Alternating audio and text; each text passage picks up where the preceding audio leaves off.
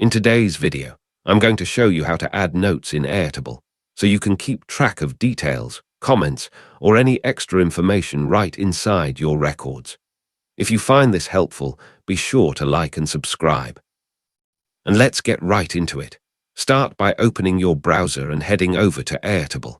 If you're not already logged in, click the Log In button and enter your credentials. Once you're in, open the base that contains the data you want to work with. This is your main project or database. Then, open the specific table where you'd like to add those notes.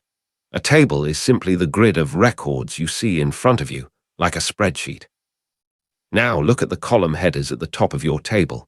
You'll see a plus icon, usually on the far right. Click that to add a new field.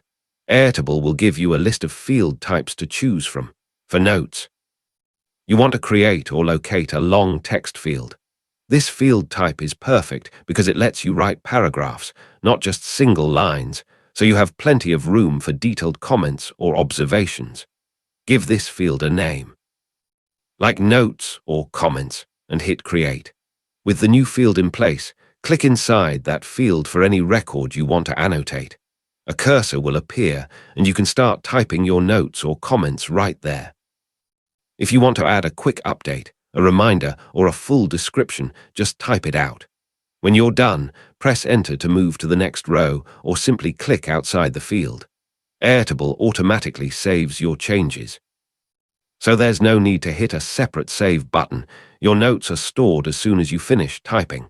Repeat this process for other records as needed. Just click the Note field in each record and add your text. It's that straightforward.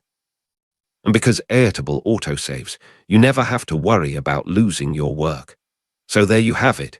You now know exactly how to add notes in Airtable using a long text field. This is a simple but powerful way to keep your data rich and organized. Thanks for watching, and I'll see you in the next tutorial.